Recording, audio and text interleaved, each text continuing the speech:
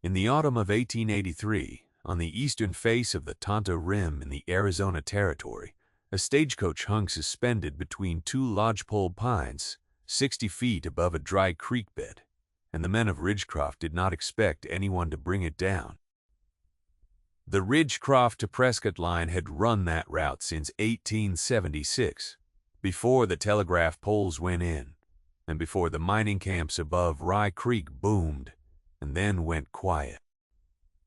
The stage had gone off the Canyon Road in the summer of 1880, during what the county records called a wheel failure in bad weather. 4 horses had gone with it. The driver, a man named Cord Hale. The 3 passengers were not. What remained of the coach lodged in the pines and stayed there, swaying in high winds, dropping small pieces of itself into the canyon whenever the rains came heavy enough to soften the wood. Nobody climbed to retrieve it. The salvage would have cost more than the thing was worth, said the man who appraised it from the road above. By 1883, the wreck had become a local landmark of sorts, something to point out to travelers who asked.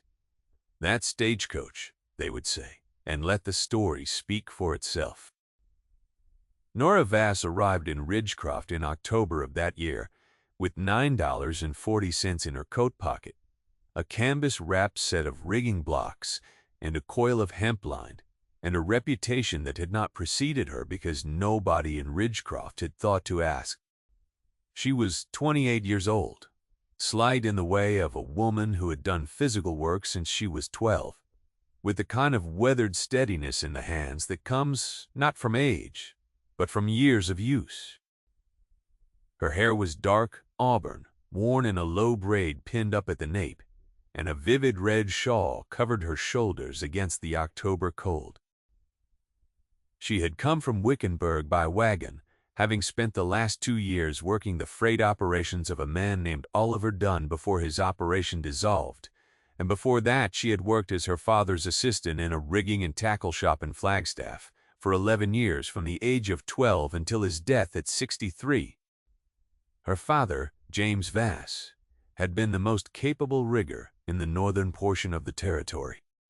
He had lifted collapsed mine shafts, salvaged submerged freight from the Verde River, raised the frame of the Presbyterian Church in Williams using a system of blocks and gin poles that men still talked about. He had taught Nora, with the patience of a man who understood that patience was the whole of the craft, that hurry was where loads were dropped and people were hurt. A rigging problem, he had told her when she was 14, is only a geometry problem.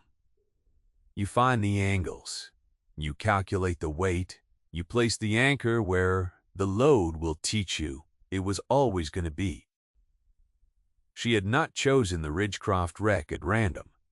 In Wickenburg during the last winter of Oliver Dunn's failing operation, she had spent a great many evenings reading whatever newspapers reached the freight depot by the erratic mail.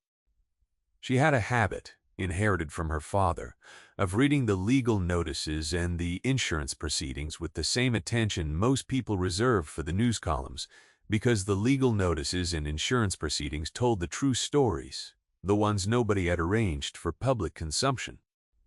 Her father had said a good rigger reads what the load is actually bearing, not what the paperwork says it should be.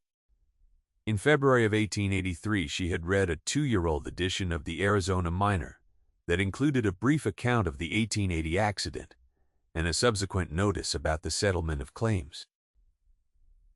The notice had been clipped and repasted into the classified section, and it mentioned in the dry administrative language of insurance adjusters that the Ridgecroft to Prescott line had carried a combination express shipment on the date of the accident, and that the express company's portion of the liability claim remained in dispute due to an unresolved question of cargo documentation. The claim had been filed by a Flagstaff man named Emmett Rourke on behalf of 3 consignors whose goods were listed as general merchandise. The claim had been denied on the grounds that no express bill of lading had been recovered. She had read that paragraph 3 times. The wreck was still in place. The notice implied. The salvage question unresolved. She did not know yet what she would find or if she would find anything. But she knew, from the false floor her father had shown her in the Verda River wagon, what a missing bill of lading sometimes meant. Nora had folded that page and placed it in her coat. She had carried it through the rest of the Wickenburg winter, and when Dunn's operation finally closed its accounts in September, and she collected her final wages, she had driven north and east toward Ridgecroft, with her tools in the wagon bed, and the clippings still folded in her coat pocket, worn soft at the crease from 8 months of handling. She presented herself to the Ridgecroft County Land Office 2 days after her arrival, and asked the agent, a spare man named Aldous Fitch, what a bid on the wreck would cost her. Fitch was a man who had occupied the same chair behind the same oak counter for 8 years, and he had developed a particular stillness of someone who understands that the county land office is where people come when they have run out of other options. He had a long face and a habit of measuring a visitor over the top of his spectacles before he spoke. He measured Nora that way now, taking in the canvas-wrapped tools on the seat of her wagon outside, the road dust on her coat, the steadiness with which she waited. Then he told her the county held no title to the wreck, that it sat on private timberland belonging to the Coronado Timber and Freight Company of Prescott, and that if she wanted to salvage it, she would need to approach that company. He added without malice that 2 parties had made inquiries before her and that neither had followed through. One was a scrap merchant from Payson who had looked at the site and determined the job was not worth the risk. The second was a man who had tried to reach the coach by rope from the road above and had gotten himself 30 feet down before concluding the same. She thanked him for the information. She wrote to the Coronado Company that afternoon from the writing table at the rooming house, where she had taken a room for 4 bits a week. She offered $4 for the right of salvage, the salvaged materials to remain her property, and she proposed a 15-day window to complete the work. While she waited for the reply, she walked the canyon road twice, studying the site from the road and from a narrow goat path below that took her partway down the canyon wall. She needed to know the angle of the trees, the depth of the lodgment, the condition of the iron on the axle and front boot. She needed to know what weight she would actually be lifting, because a load miscalculated is a load dropped, and a dropped load at 60 feet above a dry creek bed was not something she intended to miscalculate. She measured what she could measure. She estimated what she could not. She wrote the numbers in a small paper book she kept in her coat and checked her arithmetic twice. The Coronado Company's reply came 9 days later. They accepted $3.50, granted a 30-day window, and enclosed a brief rider, noting that they assumed no liability for conditions at the site. They had tried twice to have the wreck removed, the letter mentioned in passing, and both contractors had declined after inspection. She paid the $3.50 to Aldous Fitch, who conveyed it by post. She had $5.90 remaining. On the morning she drove a rented mule cart up the canyon road to the site. 6 men were already on the road above the overhang, leaning on the rail fence someone had installed after the accident to discourage the curious from the edge. They had come to watch, word having moved quickly in a town of 400 souls. A woman had bought the salvage rights to the rim wreck. This was understood to be worth an hour of anyone's time. Nora pulled the cart to a stop and walked to the rail fence and looked down. The stagecoach hung in the pines at a steep angle, its front axle caught in the fork of the larger tree and its rear end dropping toward the creek. The passenger door on the canyon-facing side had been torn away. The driver's box was gone entirely. The body of the coach, though badly weathered, was largely intact. 3 years of winter had done less to the ironwork than she had expected, The thorough bracing the old Concorde-style coaches used, 6 layers of white oak over an iron frame, had kept the passenger compartment from collapsing. One of the men at the fence, a stocky man in a sheepskin vest, said, without particular malice, that she was welcome to it if she could figure how to get down there. She did not reply. She was already measuring the angles of the trees with her eye, walking the road edge, locating the anchor points. The work took 4 days. On the morning of the first day, she unloaded her gear at the road's edge. 2 iron anchor stakes, each 18 inches long, fitted with an eye at the top. The maul, 3 rigging blocks, 2 of them doubles. The coil of 3/4-inch hemp line and a shorter coil of 1/2 inch for the lateral.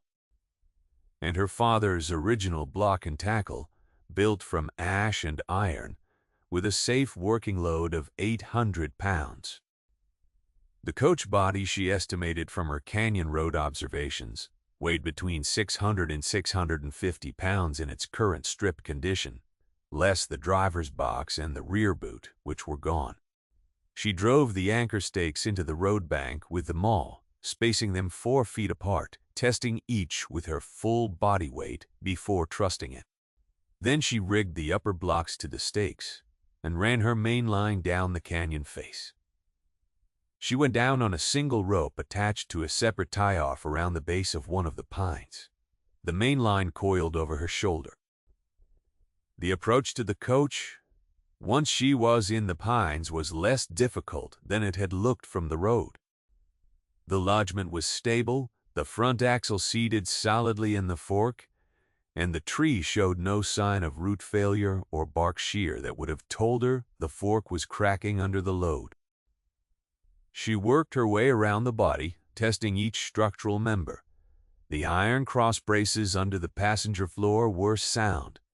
The front boot iron, a heavy forged bracket that connected the axle to the body. She spent 4 hours on the assessment, moving slowly and touching everything. Her father had taught her that the hours you spend looking before you lift are the hours that prevent the hours you spend recovering from a failure you did not foresee. She found one point of concern, a crack in the lower right body panel that had allowed weather into the passenger compartment, weakening the oak planking on that side. She wrapped that panel with a short length of line to prevent further spread before she attached the main lift to the front boot iron. She brought no one with her. She needed no one. The blocks and tackle were designed to allow a single person to lift loads that would require 6 men pulling hand over hand, and she had rigged heavier lifts alone. The mechanical advantage of the doubled block system gave her a 12-to-1 purchase, which meant that every pound of force she applied at the hauling end became 12 pounds of lift at the load. She weighed 122 pounds. She could lift the coach. She came back up the single line as the shadows were lengthening in the canyon, tied off her gear at the roadside anchor, and drove the mule cart back to Ridgecroft in the dark. On the second day, she attached the lateral stabilizer line, running it from a third pine on the canyon's far side across to a ring she had bolted to the coach body's left side iron bracket, threading it through the canyon at an angle that would keep the load from swinging toward the limestone face as it rose. She tested the lateral twice with short hauls before she began the main lift. The lifting was slow work, measured in inches. She stood at the road's edge, with the hauling line across her palms and her back braced against the anchor stake assembly, pulling steady and low rather than jerking. Because a jerk transferred shock to the upper blocks, and the upper blocks were the last point of failure she could afford. The coach rose a few inches. She walked the fall line back to the block and repeated the pull. The rope smelled of pine resin and old hemp oil, and the iron sheaves in the blocks turned with a sound like a slow breath, in and out with each pull. The men came back. There were 8 of them by mid-morning, leaning on the rail fence, and more came and went through the afternoon. They were quiet in the way of men who have come to watch something fail and find themselves watching something that has not failed yet. Two of them held a brief conference in lowered voices. She heard the words 800 pounds spoken between them, and then nothing for a long time. The stocky man in the sheepskin vest came up the road near noon and stood at the fence and watched for nearly an hour without speaking.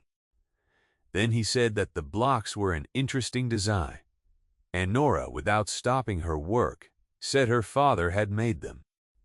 He asked where her father had learned to build a block like that, and she said he had learned it from a ship's chandler in San Francisco in 1858 and had improved on the design for another 20 years after. The man said nothing more. He watched for another hour and then left. One of the other men asked from the fence if she wanted a hand with the hauling. She said she did not, and the steadiness with which she said it discouraged further offers.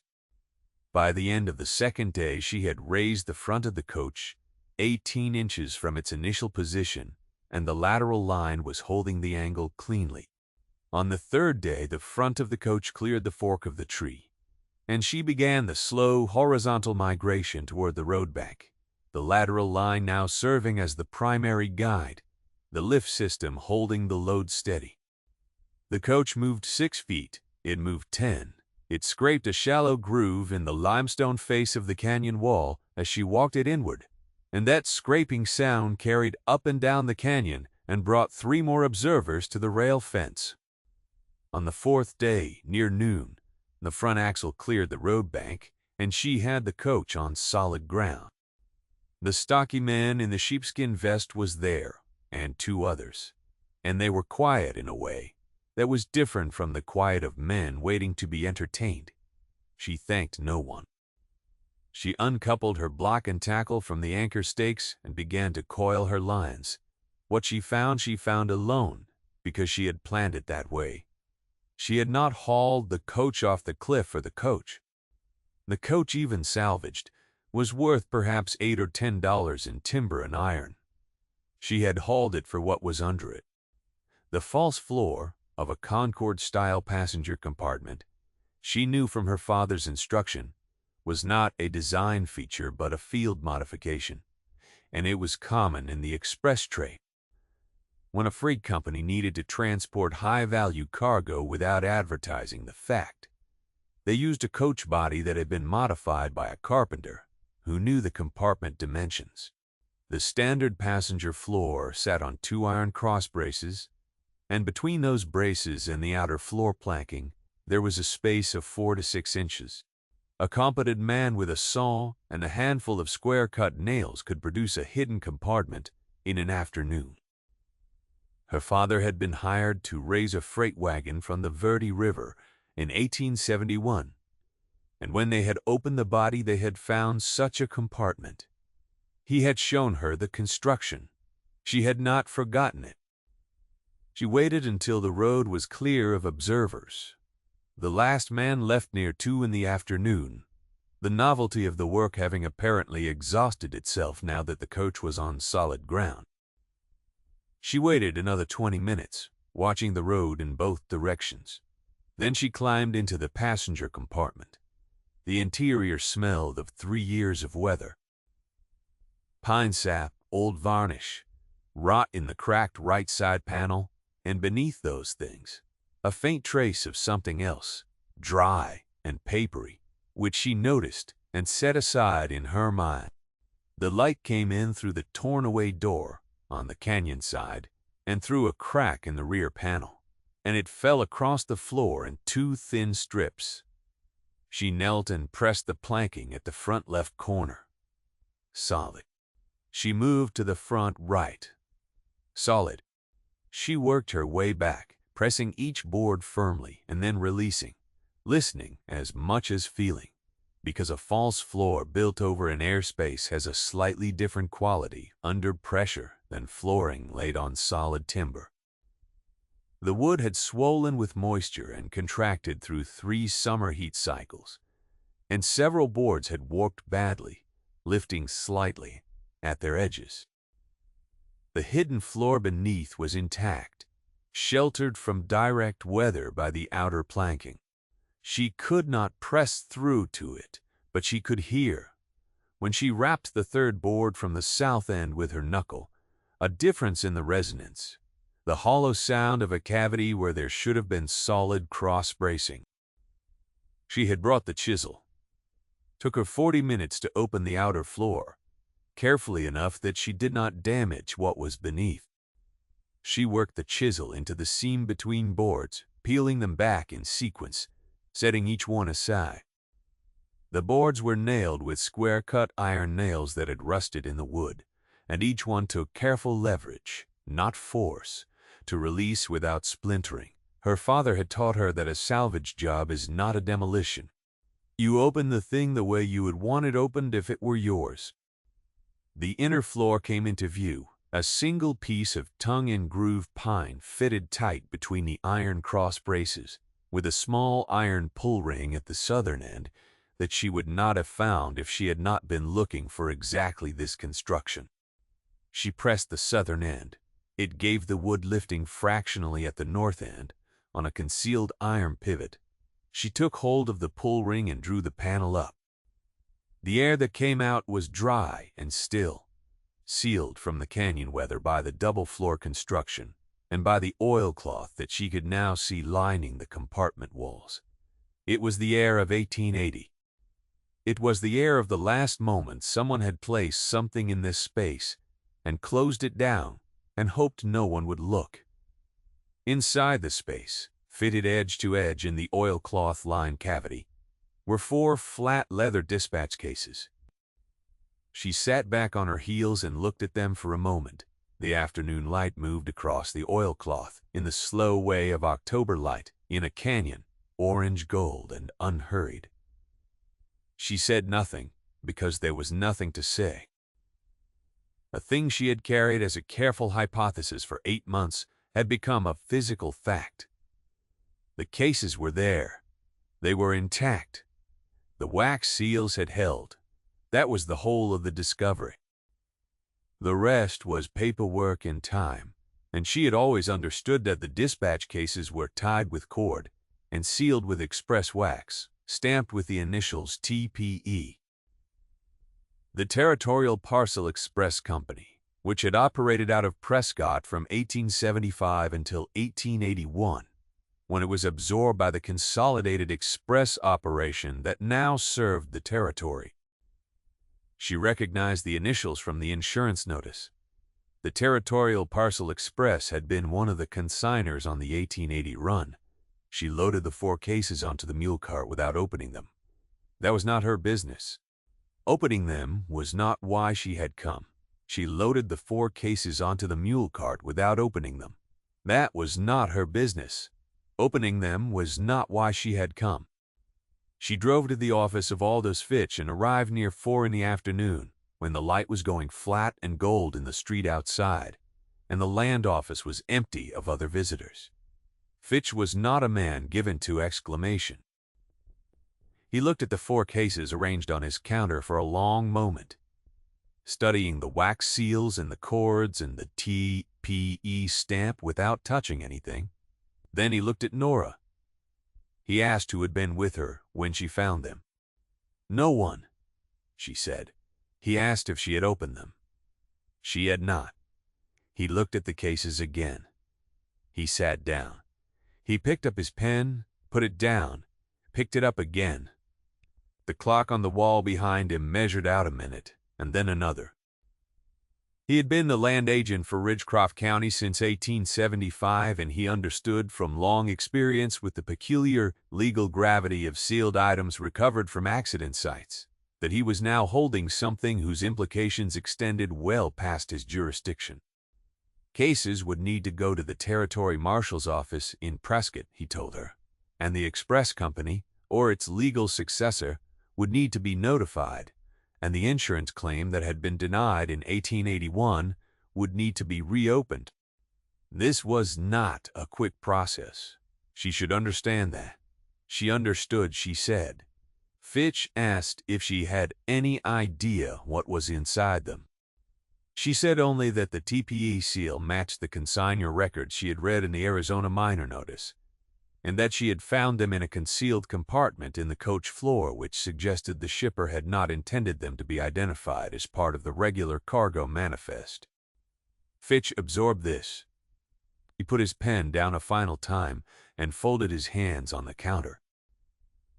What she did not tell him, and what she did not need to tell him, because the law would work it out in time without her, was what she believed the cases contained. The insurance claim filed by Emmett Rourke on behalf of his 3 consignors had named General Merchandise. The denial had rested on the missing bill of lading, but a bill of lading for General Merchandise would not have required a false floor. A false floor was used for documents, for negotiable instruments, for things whose existence the shipper wished to keep private from every person who might handle the cargo between its origin and its destination. Documents that mattered. Documents that someone or several people had wanted transported quietly from one place to another in the summer of 1880, and that the accident had placed beyond anyone's reach for 3 years. She had her own guess about what those documents were. She kept it to herself. If you have ever watched a careful person do a thing the world considered impossible, and then simply set it down in front of the authorities without ceremony, leave a note below. Some of us have been watching for that quality all our lives. Aldous Fitch wrote to the Territory Marshal that afternoon. He also wrote to a man in Prescott named Calvin Gear, who was the legal successor in interest to the old Territorial Parcel Express operations, having purchased the assets when the company dissolved. The letter to Gear was 2 sentences long and mentioned that certain sealed express property had been recovered from the 1880 rim accident and was now in the custody of the Ridgecroft Land Office, pending instruction. Calvin Gear arrived in Ridgecroft 8 days later, which told Nora something about the speed with which certain people move when they learn that a sealed container from a 3-year-old accident has been recovered intact. He was a precise man, 50 or so, with a quality of controlled stillness that she read in the first minute of their meeting as the stillness of a person who had learned to keep very careful track of things. He had brought with him a younger man who carried a leather satchel of documents and who wrote in a small notebook throughout the conversation without ever looking up from it. They sat across from Aldous Fitch's desk in the land office and spoke in the language of legal successorships and indemnification clauses, which was a language Gear clearly knew well, and which Fitch, to his credit, did not pretend to find intimidating. The Territorial Parcel Express had been dissolved, Gear explained. Its assets and outstanding obligations had been purchased by his holding company in 1881. He was therefore the party of interest in any matter pertaining to sealed TPE property recovered from the 1880 rim accident. He had the relevant instruments of acquisition with him. Fitch said he understood, and that the matter was being coordinated with the Territory Marshal's office. Gear asked which items, precisely, had been recovered. When Fitch introduced Nora, Gear turned and studied her with the attention of someone cataloging an unexpected element. A young woman in a red shawl, road-worn, sitting in the land office with her hands folded and her expression giving nothing. She had recovered the coach, Fitch explained. The salvage rights were hers of record. Gear absorbed this. He asked what she had found inside. Fitch said only that sealed express property had been recovered and that it remained intact, and that the Territory Marshal's office had been informed and a deputy was en route. Gear's fingers moved slightly against the arm of his chair. It was a small motion, brief as a word swallowed back, and Nora caught it and held it in her mind. He asked if the property had been disturbed or examined prior to the Marshal's involvement. It had not, Fitch said. The conversation continued for some time in the careful, circling language of men who are measuring each other's knowledge without showing their own. Nora did not speak again. She did not need to. She was there because the salvage was hers of record, and because Fitch had asked her to be present, and her presence was enough. The marshal's deputy arrived 2 days after Gear. He was a careful man named Breck who had ridden 3 days from Prescott. The cases were opened in the land office in the presence of Fitch, the deputy, Gear, and Nora. Breck cut the cords with a penknife and broke each wax seal carefully, working around the edges rather than through the center so that the stamp remained legible. He set each seal aside on Fitch's blotter. Gear's younger man had stopped writing in his notebook. The first case held bundles of assay certificates issued by the Prescott Assay Office, stamped and countersigned by the Territorial Assayer's Office, representing gold and silver yields from 4 separate mining claims in the Bradshaw Mountain. The certificates were dated from 1879 and 1880. They were issued to a consignor listed on the covering sheet as the Bradshaw Mining Syndicate. There were 19 of them, bundled in groups of 4 or 5 with a paper band around each group, and the yields they reported were considerable, several of them in the range of 40 to 60 ounces of recoverable silver per ton of ore. The room was quiet, in the way of rooms where everyone present understands that the thing on the table is larger than any of them had said out loud. The second case held correspondence. 22 letters, some of them in duplicate, between a man named Harlan Vetch and the offices of 2 Prescott banks regarding the transfer of mining claim titles. Several of the letters referenced payments and conveyances that had been recorded in the Territorial Land Office under what appeared to be false party names. Breck read through 6 of them without changing his expression, then set the bundle aside. The third case held a ledger. It was small, bound in brown cloth, slim as a churchgoer's hymnal, and it had been wrapped in its own separate piece of oilcloth inside the dispatch case. Breck unwrapped it with the particular care of a man who has learned to treat fragile things. Gently, he opened it to the first page and read for a time. The entries were in a hand that was not Harlan Vetch's. It was a smaller, more careful script, the writing of someone who had been trained to keep accounts. The ledger listed, against a cipher that was not complex, but required a key that Breck did not have in the room, the actual parties to the claim transactions. 3 brothers named Cuccio, who had staked the 4 Bradshaw claims in 1877, worked them for 2 years, and been persuaded to sell in 1879 on the basis of assay reports that showed the claims were played out.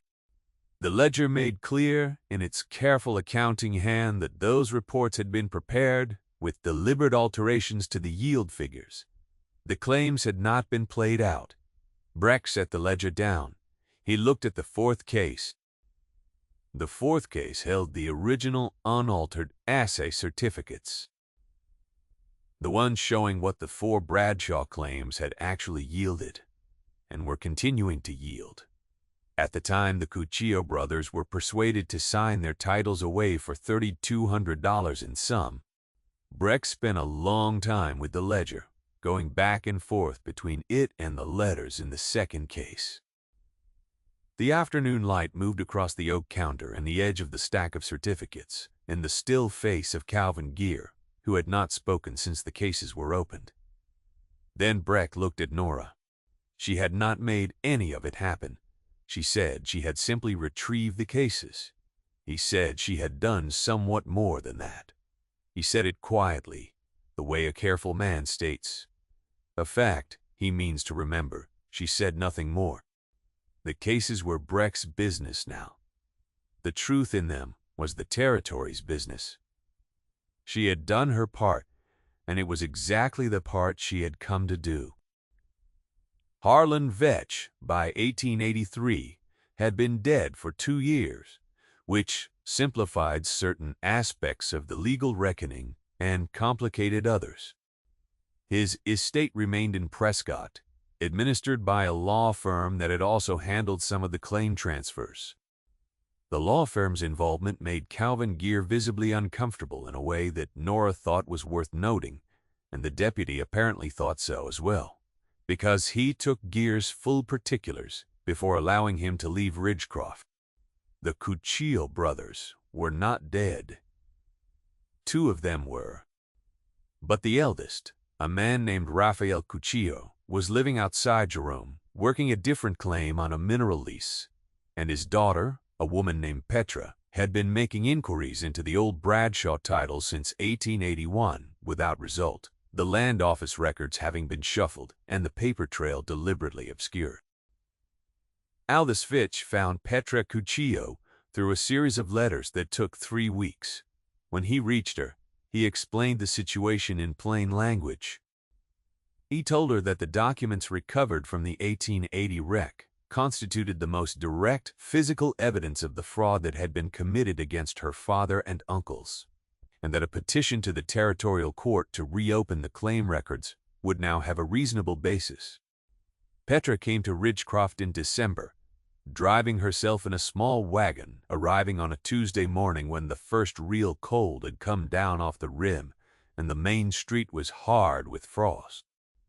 She was a composed woman in her mid-30s, with the kind of face that kept its business to itself, and she wore a dark wool coat and a practical hat pinned against the wind.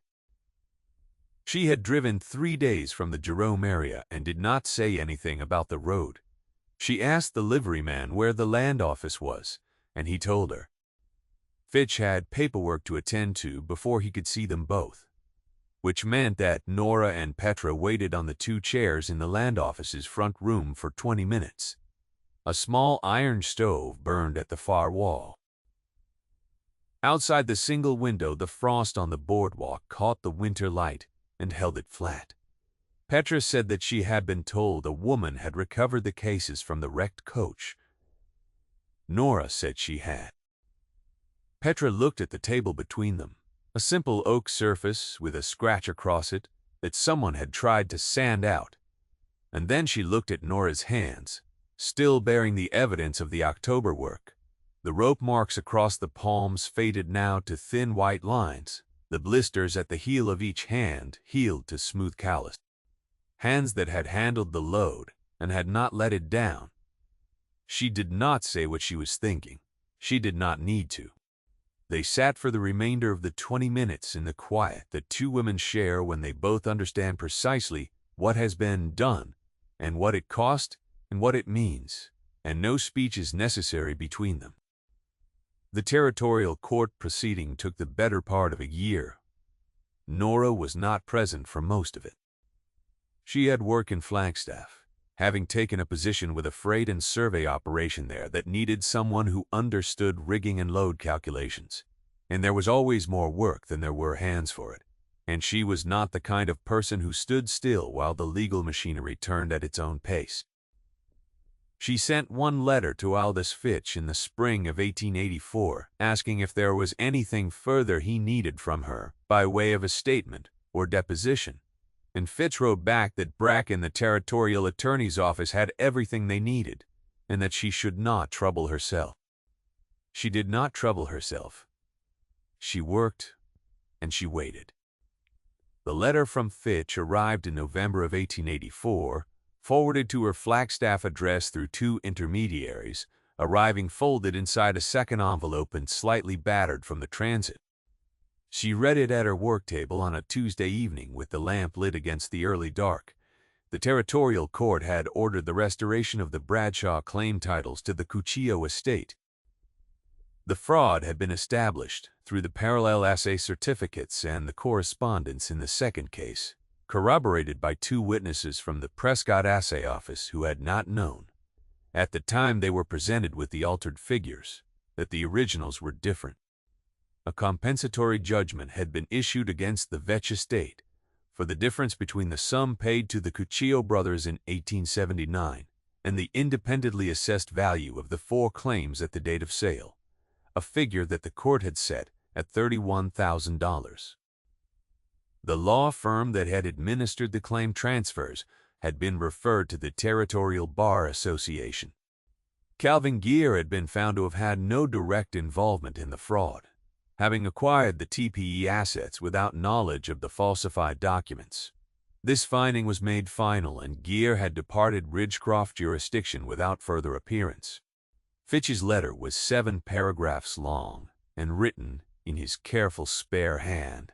The last paragraph asked after her work in Flagstaff and said that Ridgecroft was quieter than it used to be. She replied with 3 sentences. She thanked him for the notification. She said she was glad the records had been set right. She added that she hoped Rafael Cuchillo had lived to hear the court's decision, and she asked Fitch to pass her regards to the family if he was in contact with them. He was. Fitch wrote back that Rafael Cuchillo was still living outside Jerome, that his health had declined in the past year, but his mind was clear, and that Petra had read him the full court decision on the evening it arrived. Rafael had asked Petra to find the name of the woman who had brought the coach down from the rim, and Petra had told him. He had sat with it for a time. Then he had said, in the matter-of-fact way of a man who has worked the ground all his life and understands that some debts settle and some do not, that he was glad someone had known to look. She had her father's set of rigging blocks cleaned and oiled that winter, and hung them on the workshop wall of her Flagstaff rooms on a set of iron pegs she drove herself. They had lifted a great deal over the years. They were not done. The men at the fence on the canyon road had been quiet when the coach cleared the bank on the 4th day. Some of them came around in the weeks that followed, in the way of men in small towns who recalibrated judgments slowly and without ceremony.